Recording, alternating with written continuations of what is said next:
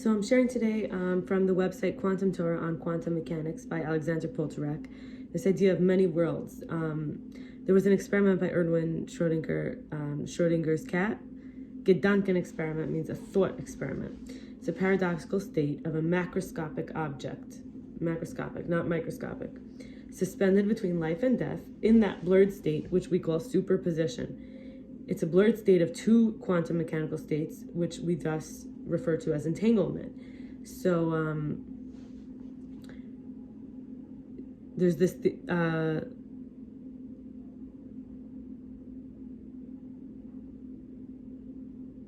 some of the Alexander Poltorek sources was Hugh Everett in 1956 and Skiz with a Vengeance, Do It, 1970. Okay, special theory of relativity. Before I go to that, I want to say the state of superposition is a collapsible state. It's where we have to think about the four states. We have alive, dead, both, neither. So we have alive, we have dead, we have both, and we have neither. But superposition is a collapsible state of its own. All right, talking about special theory of relativity, we know past and future distinctions are not absolute. Only in a given frame of reference, we can define the past as fixed and the future as uncertainty. It requires an observer. I have to be looking right now at the present and then say, oh, that was in the past. When, for example, I have flowers, right? When the flowers were buds, that's the past. When they're wilting and dying, that's the future. So it's like we say, this will, and that's in the past. So the theory of relativity is this: it's not absolute. It depends where you are in the given frame of reference of what was before, what was after, and therefore there must be an observer who's looking at it from one way or another. Local time, quote unquote, from Lorentz, 1895, associates with ether. That's what he called it. Measured in a particular frame of reference from the proper time in a preferred reference. So it's like this: the environment, the aura, the ambiance, the energy field.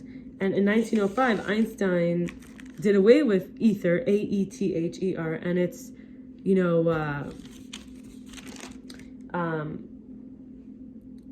preferred frame of reference, in a particular frame of reference, its preferred frame of reference, and considering all inertial frames. Inertia means like no energy, like up against itself, like when you feel like inertia, you can't move, like it's up against itself. All inertial frames of reference up against themselves on equal footing. So recognize to compare the time intervals between events and evaluate simultaneity of events in different frames of reference. Clocks in these frames of reference had to be synced by exchanging a light signal. So let's break that apart for a second. Comparing time intervals, let's say 10 seconds between events. This and this, there's 10 seconds between. And then having different frames of reference, looking at it from this angle, looking at it from this angle, or looking at it in this place or in this place, and then simultaneously having the clock in each place start at the same time and seeing the 10 seconds, the beginning and the end. And these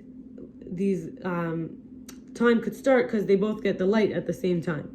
So time flows in the different frames of reference, independent of the relative motion of these reference frames. So, and the information that exchanged, the synchronization of the clock, it uses light as the signal because that's the fastest way to exchange information. So since time flows differently in different frames of reference, regardless of the motion, like let's say you get to point A to point B in the 10 seconds, in the different frame of reference, whether it's something rolling down a hill or something going, on a straight place, there's also, and a frame of reference we think of as an information processing system. It has a reference clock. So this is something with its timing, and it's a frame of reference. We could say this is how it is in such and such case. But time dilation is when there's this relative motion of reference frames that affect the transformation of the time intervals from one frame to another. So the whole reference frame is in motion as well. And this affects, it's not in a vacuum, in other words. So the time interval, so we have one frame of reference to another frame of reference. It could be that you're shifting gears. You're going to end up in the first. It could be you're shifting frames, and you'll end up in the other one. Time is in this case, time dilation. It's like you would think of it as like expanding, because the transformation of time intervals is being affected by the motion of the reference frame. So anyway, with the frame of reference, until the clocks are synchronized, events in one frame of reference are in the future of the observer in another frame of reference who lacks any knowledge of these events. So it appears to me, because you're 10 seconds ahead of me or 10 years ahead of me, that you're in the future to me, it appears. We have this intuitive concept of time splits time to past and future, where past is the fixed and the future is not fixed. So the future can still occur, however, but the past already happened, so it's clear. There's a lack of meaningful information about events in another frame of reference before the synchronization of the clocks places the events under the future, in the future of the observer. So when we transition from the future into the past, we collapse all that plurality of all the possibilities into a single actuality. It moves through us. Now it's real. It becomes something. It's in the past. It happened. It's similar to the collapse of a wave function, which reduces the plurality of, at any moment you could find this over here, over here, over here, over here, right? So if at any moment I just go, where is it? Could be here, could be here if it's wave, right? It's not in one place. So there could be a plurality of, pluralization of possibilities into a single state, right? We find as a result of the measurement. So far, this is definitely deep stuff, but hopefully it's, helping us to think about, for example, the future may seem like it could be anything, but maybe it depends on our frame of reference. There are some spiritual leaders who are visionaries, who seem to see the future, and prophets who predict things that will happen. Could be that their time is dilated, their sense of experiences where the future is as fixed for them as the past. And this idea of the time machine, maybe people can go back and change the past. Maybe it depends on your frame of reference. So continuing, an observer in one frame may experience two events simultaneously, while they may not appear to an observer in another frame of reference if these two events are not equidistant to the observer.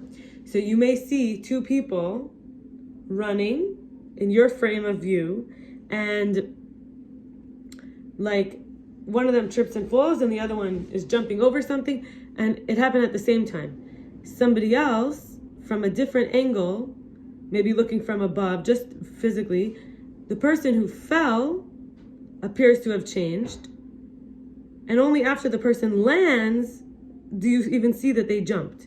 So that could be an example from looking at an angle right above, where you're right above the person who is running, who jumped versus the person who fell. So you could see they became flat versus the other one jumped. You may not see it right away.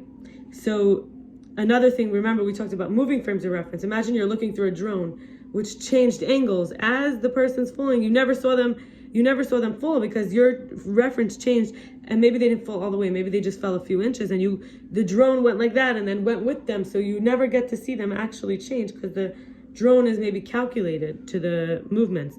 So it's just acts of measurement are necessary to synchronize clocks in different frames.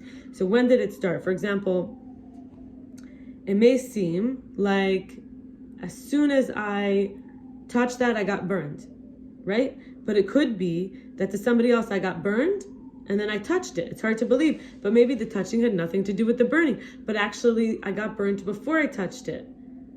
And I only thought it was because I touched it, but really if someone was looking at a different angle, by the time the message came, this is just examples to think about it. A quantum mechanics system represents one frame of reference that has its own timeline, an observer in another frame of reference with its own timeline, clock and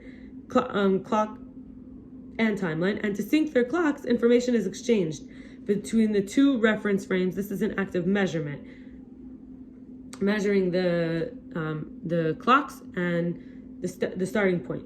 As long as there's no information exchange between the observer reference frame and the quantum mechanics system reference frame, the timeline of the quantum mechanics is in the future of the observer. An experiment the measurement is the information exchange.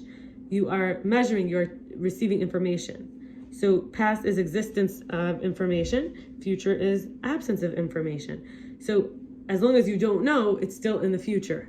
Starting to make sense, right? As long as you don't know what happened yet, it's still in the future. So even when something seems to happen simultaneously, obviously because we saw there could be other possibilities, but if it seems to happen, that means there's some information exchange happening. Measuring temperature, you could get burnt. Or maybe I got burnt before I even touched it, right? And it could be that the fire was jumping and it hit me first. And only when I touched it did I register. It depends on if the clock was synced. I may have only started my clock when I actually touched it, the information exchange clock. So anyway, during experiment, from all possible quantum mechanics states, we select one that we observe, referenced to as the collapse of the wave function. It's referred to that. We collapsed all the possibilities, where it could be here, anywhere in the wavelength. Information about the system is obtained, the clocks are synchronized, quantum mechanics system from the observer view moves into the observer's present time. The timelines of the past, future, and present now are aligned. So I'm going to stop here, and whatever you take from this, amazing. It is Rosh Chodesh, it's a new month, yesterday and today. So I wish you a beautiful, happy month with new cycles and with exciting new connections, positive feelings, feeling worthy, feeling valuable, being connected to nature, to our true nature, feeling godliness, feeling peace, doing our part, having healthy boundaries, being sincere, being real, being a gift. Bye.